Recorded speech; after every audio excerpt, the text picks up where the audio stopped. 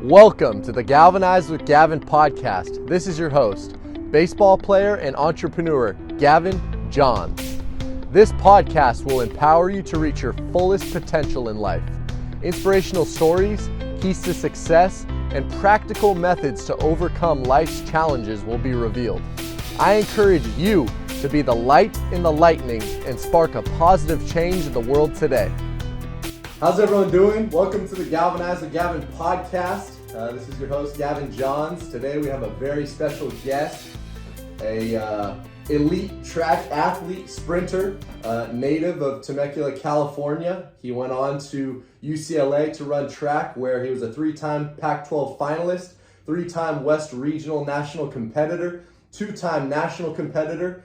And then he ended up getting his MBA and finished his graduate degree and continued to run track at Grand Canyon University, where he was two-time conference champion for indoor and outdoor, seven-time WAC finalist, and all-conference scholar. Just an incredible story. And also, he's very passionate about music, film, and fashion, which we'll get into as well. So thanks so much for coming on. Our special guest, Damion Marshall. What's up, you guys? How are you? Let's go. All right, everybody. So to start, Damion, I wanted to ask, how did the beginning of your track career start? What'd you say? Well, I believe that the beginning of my track career started from football. So a lot of my friends that we grew up with each other playing football, Pop Warner football, we started just to get fast for football, and I was really slow, really slow. And throughout the years, I would say I started around, like 9, 10. I just started getting better and better and better. I liked the atmosphere a little bit more than football as the years went on and on. I just became better and better and better. I was still a better football athlete, but I think the atmosphere, it was more individualized than being on a team, and I liked that because it showed how much your work paid off, individualized compared to a team aspect. So yeah, absolutely. I love that. It's always amazing hearing everyone's unique story and how that started. So that's super incredible. Thanks for sharing that. So next question I wanted to ask.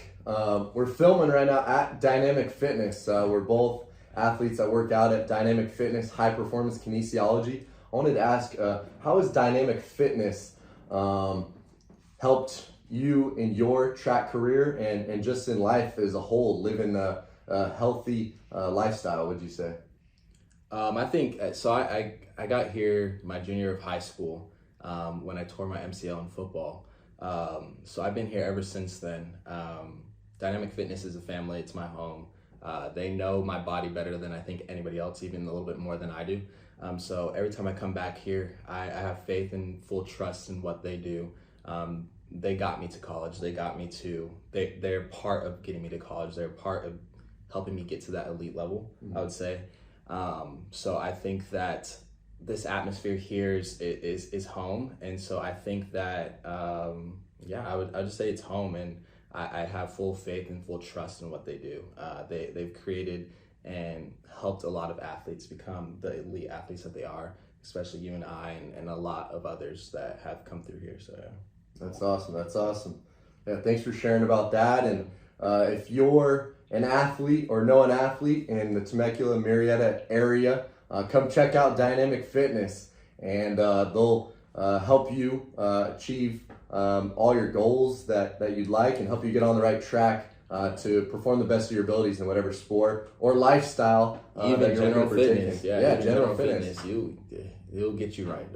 You'll see a difference within a month. So yeah, I mean, like you'll even see a difference within 2 weeks. I saw a difference even from my injury. It was supposed to take longer than what it did, and I made me get back, and I wasn't even supposed to compete my next season, but I did because they're so educated in what they do that it allowed me to be the athlete that I did that year, and it helped me get my scholarships, and it helped me. They helped me tremendously throughout my life, and they're still doing it right now. So yeah, absolutely. So next question I wanted to ask. Two major universities. You have an incredible journey, incredible story. Would you mind just talking about your time and your experience at UCLA first, and then your time and experience at GCU, if you don't mind. Yeah, so going into UCLA, I had a lot of colleges that reached out to me to become an athlete at their school. I chose UCLA just because it was close to home but far from home, and it's a high level prestigious university. So something in the back of my head just screamed UCLA, UCLA, UCLA. When I got there, so first when I got recruited in, right when I got there, the coach got fired. So I was kind of iffy on staying there, but I stayed there. Throughout my collegiate career at UCLA, I had injuries every year. So that kind of was a bumpy road throughout my collegiate career at UCLA, and I had 2 to 3 coaches, coaching changes. So that was a little hard for me as well. But going to UCLA, it wasn't what I expected, to be honest. My elite status dropped down a little bit because I was injured. I came back, it affected me mentally. And then going into my sophomore year, I was doing well. I came back to dynamic fitness, got myself right. They made sure I was right.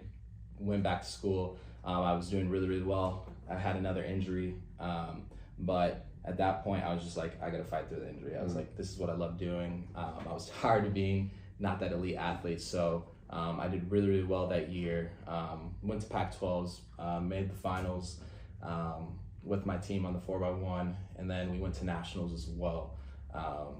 And then junior year, got injured, year injury. I was out for a year, medically redshirted, hurt my back, and I was literally out for a year. So I took that medical red shirt, and then going into my senior year, I had a new coaching change, and I think it was for the good. A lot of people left my sophomore year, and I was hesitant in the transfer portal, trying to see if I was going to leave or not. But I think I stayed because I wanted the degree from UCLA, and on top of it, I just loved UCLA and where it was at. So I did well that year, went to nationals that year, and I got my degree 2019. So yeah. Awesome. Yeah, that's incredible. You know, the fact that you never gave up, you know, through all those adversities, through all those obstacles, all the injuries. I've had, you know, my fair share as well, that, you know, you kept going, you know, and that's inspiring, bro, for real, you know, because it's, you know, I know, speaking from experience, that sometimes those injuries, more often than not, I would say, are more tougher mentally than physically, right? You know, when you're away from the sport you love, you know, it takes a toll on you. So, you know, I'm encouraged by your perseverance. I really am, bro. Thank you. So after UCLA, you have a incredible story, to say the least. You were sitting on the couch one day, didn't know exactly, you know, what the future held, and not long after, you're competing and winning championships at Grand Canyon University. Yeah. That's an incredible story. What was that like, man? Take me through that process. Yeah, after I graduated UCLA, I was bantering back and forth with my family if I was going to get a master's or not. So I took a vacation, went out of the country, kind of recuperated, and I was like, you know what? I'll go in the transfer portal to be a grad transfer, and see what's out there and see what schools have to offer for me. And once I was in the transfer portal, I was getting calls left and right. I was working 2 jobs at the time, all the way up till January 25th or 26th. I was waiting on 2 universities, and I was going to wait till that summer of 2020 to go and compete for them and get my master's degree. But I got a call from GCU basically stating how much they would offer me for a scholarship and that I would get an MBA there. And so that Tuesday night, they told me that I'm in. I sent over my transcripts that Tuesday morning. I was in Tuesday night. They called me and said, could you move in that Friday? Wow. So that Friday, Have it quick. That Friday, I moved into on-campus apartments, and I started my master's that Wednesday, actually, before I even got to GCU. I started online, and I started training. So right when I found out that Tuesday night, I got on the track that Wednesday morning. I hadn't trained since Nationals in June of 2019. So it's 2020 and it's January, and I hadn't done anything but maybe lift twice a week, starting that November in 2019. But I wasn't doing anything, and I was just like, but the thing is that the reason why I took the opportunity was just because it's an MBA. That's something that I've always wanted. And two, my body felt fresh for once, felt healthy. It was a time where my body actually got to rest. And like, obviously as athletes, we get that resting period of summertime or wintertime when we have that resting period, but I had a full, I want to say almost 6 months of rest, and my body's never had that. So I think that I felt like my body felt the most healthy it ever felt. So I was like, let me just take this opportunity. I think it's God telling me that, you know, this is the opportunity. I've always wanted a master's in business, and getting the money that I needed for that university. So I took it, and it wasn't easy, let me tell you, because right when I got to GCU, I lived with 3 baseball players, loved them, they were cool, but I made sure that I woke up, worked out on my own, went to practice at 1 o'clock, went to the training room, made sure that I got my body right, went to practice, lifted again, and then came home, ate, went to bed. I wanted to make sure that I didn't want to embarrass myself in front of all my UCLA athletes that are still over at UCLA, or anybody in the track world, because once you transfer to a different school, everyone's going to be looking at you. So I wanted to make sure that I didn't want to embarrass myself. Absolutely. No, that's an incredible story, again, just of perseverance and capitalizing on opportunities too, you know. Right. And so that's amazing. So you hinted on it a little bit, the training regimen a little bit. For someone, you know, who maybe is not super familiar with the life of a track athlete, what would you say is a typical training day? What does that include? Like, you just go run around the street, you go to the track, or what? The workouts in the gym, like what type of things would you say? I would say at UCLA, the training was very, very, very high level. I went from practicing in high school from like 2 hours, maybe max, to around UCLA almost 6 hours. So a day. A day. So that's like with my degree at UCLA, you were only subjected to pick a certain degree, because I had to be in the training room at 12:30. I had to make sure that my body was right before I'd step out on the track at 1:15. And then 1:15 to around, I want to say 4:30-ish, 4:45 would be practice. So practice would consume of, if it's a Monday, it's our hardest day. It's the day that you dread every day.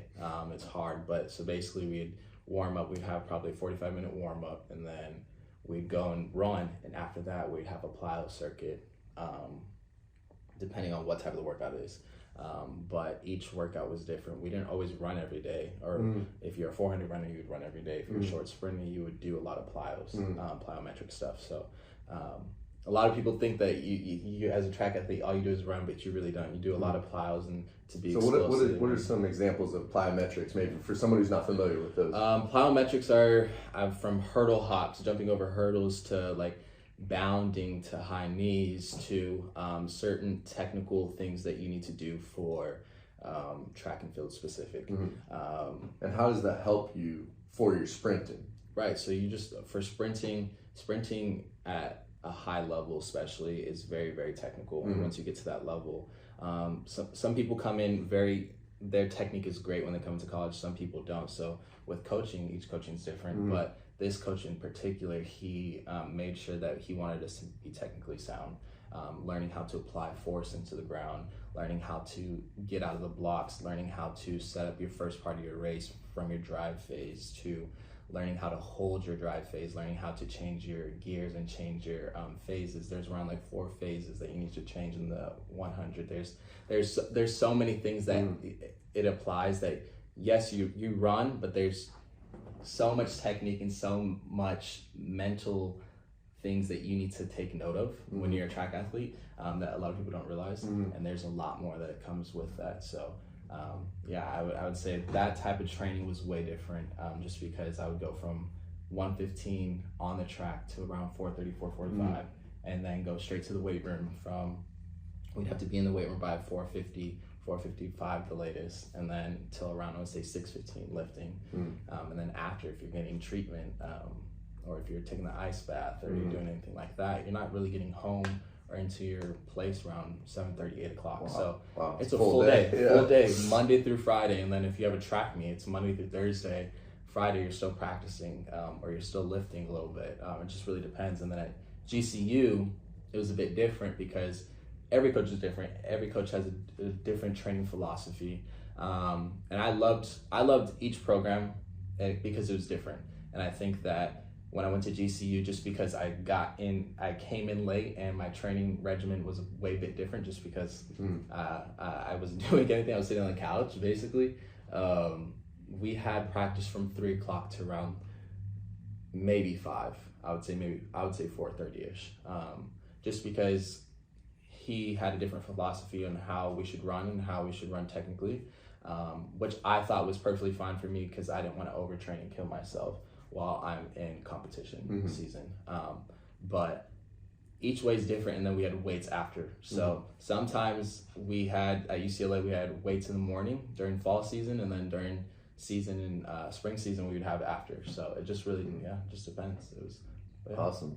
Yeah, that's intense. Just like you said, people don't realize, at that high level, how much work it really takes. It's a lot of, it's a commitment, it's, especially doing school at the same time, it's like 2 full-time jobs, Right.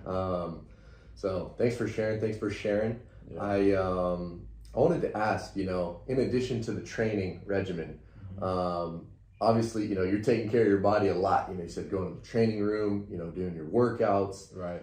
As far as nutrition, obviously some people can get away with things more so than others can, what they put in their body as far as nutrition. But how do you take care of your body as far as the nutrition side? And how can others take care of their body as well if they're looking to, perform to that high level, would you say? Yeah, so basically my nutrition was a bit different than a lot of other people. I would say going into my junior year, I became gluten-free. I chose to be gluten-free because I realized that my energy levels were a bit different. I wasn't tired throughout the day. I wasn't as bloated. I would get bloated a lot with eating gluten. So I took that out, and I had to actually lose 15 pounds to get into season. Wow. So I thought that taking that gluten out would help me out tremendously. Which it did, because a lot of the gluten stuff that I would eat were snacks, and so like chips and stuff like that. So that kind of helped me lean more towards meals. And so I ate a lot more meals in that aspect. But I ate super, super clean throughout I would say till now, honestly.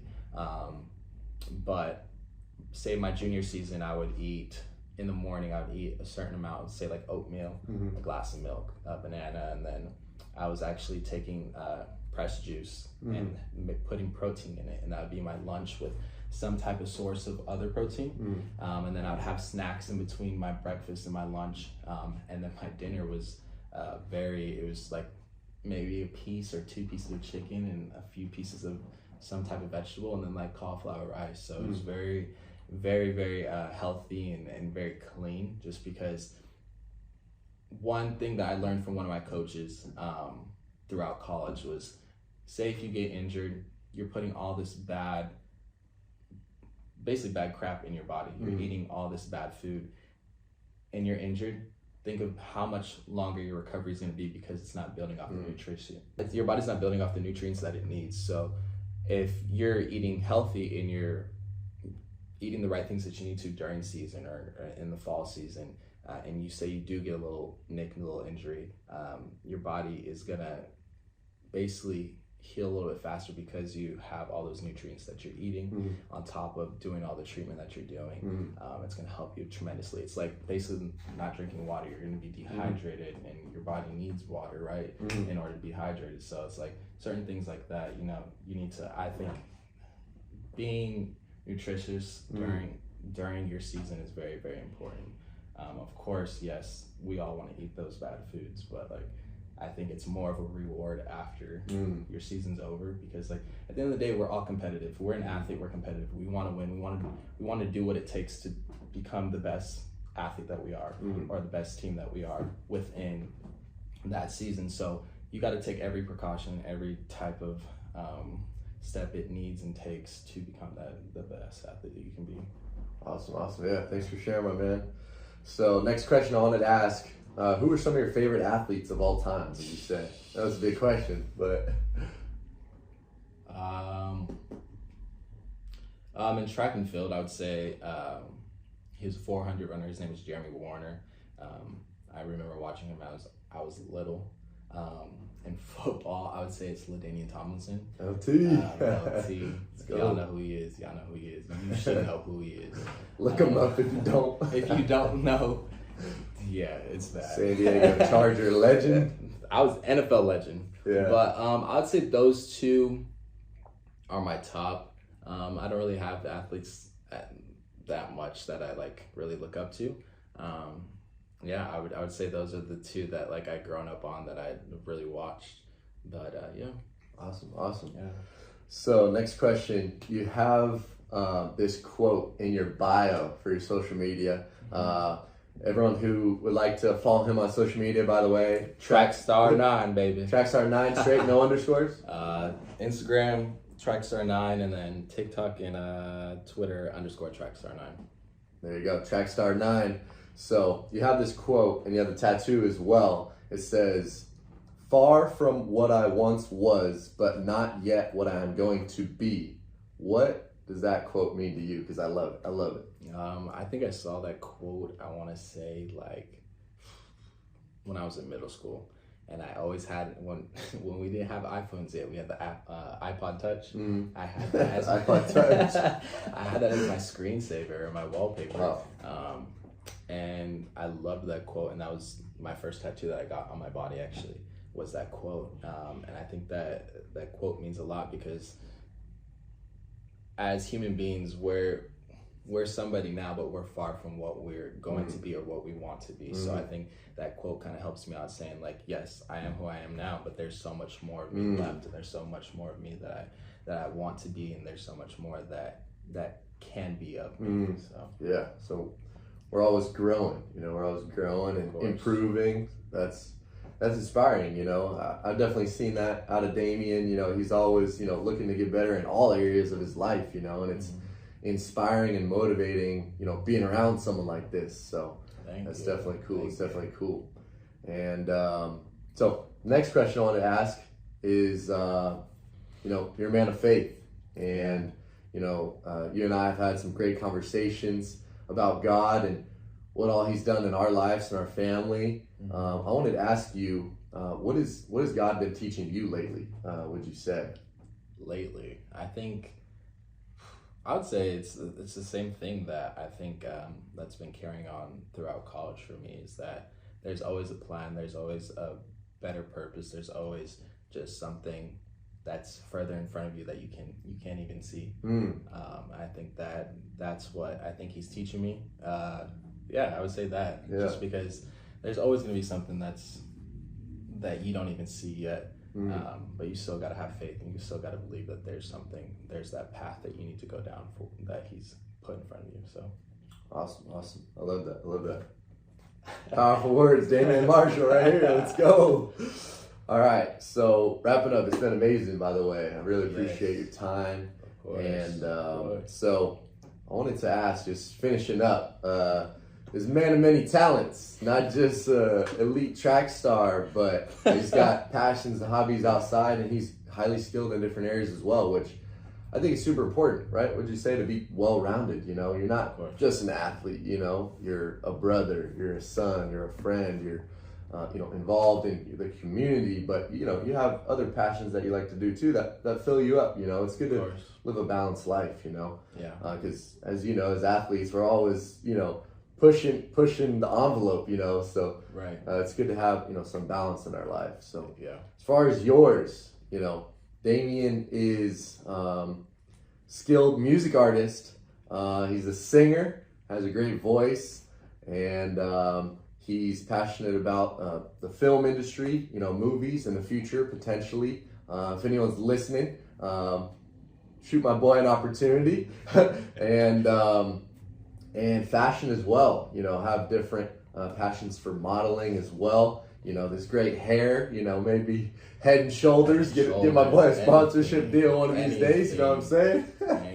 But yeah, if you wouldn't mind just talking about a little bit about those three, the music, the film, and the fashion, how those came to be, and where do you see those heading in the future, would you say, during or after, your track career? Yeah, so music has always been part of my life. My family's a very musical family. We love music. There's not a day you don't hear music playing along in my house. I would say singing, I started when I was younger, and I just love singing, just belting out music. And I think I started realizing that I became good at singing once people started kind of like telling me, and then like me believing in myself. And then in college, before college, I made a song with one of my friends, and then and in college I made a song with a friend, and he published it, and a lot of people, it attracted a lot of people. They liked it, and I've been making music. I've been doing a lot of things. I have that in the archives, just sitting there. But my plan is to for sure have something out, whether it be a cover or something like that, or a single or anything like that, coming out soon within this year. That's my plan. That's my goal. For sure. I post a lot on TikTok, so if y'all want to hear me tune into TikTok, _trackstar9. I do some covers on there. I'm gonna start posting a lot more. I need to. It's my passion. It's something I love doing. That's something that warms my heart. I think that's my life. Obviously, athletics has been part of my life, but I think that is like my number one thing is music. And then when you talk about film and modeling, yes, I've always wanted to be an actor. I've always wanted to do a lot of acting, a lot of film type of stuff, even being behind the scenes of acting, working in the film industry, or even modeling. I've done some modeling gigs. I've done some shoots. I'm trying to get back into it now that I'm free and I'm able to not have the athletics on my shoulder. I'm able to go in that industry, entertainment industry, and go full force with it. So I have some plans. I have some things ahead of me within the next couple months and throughout this year. So I'm excited. So you guys stay tuned. Be ready. Damion Marshall. Don't forget my name. Let's go. All right, my brother. That was fun. Yeah. Thanks for tuning in. Galvanize the Galvin podcast. Everyone, keep up the good work, and God bless. Thank you all for tuning in to the Galvanize with Gavin podcast. I hope you were inspired and empowered to reach your fullest potential in life. For more resources, visit gavinjohns.com. For businesses interested in sponsoring the podcast, visit gavinjohns.com/sponsor. Thank you all, and God bless.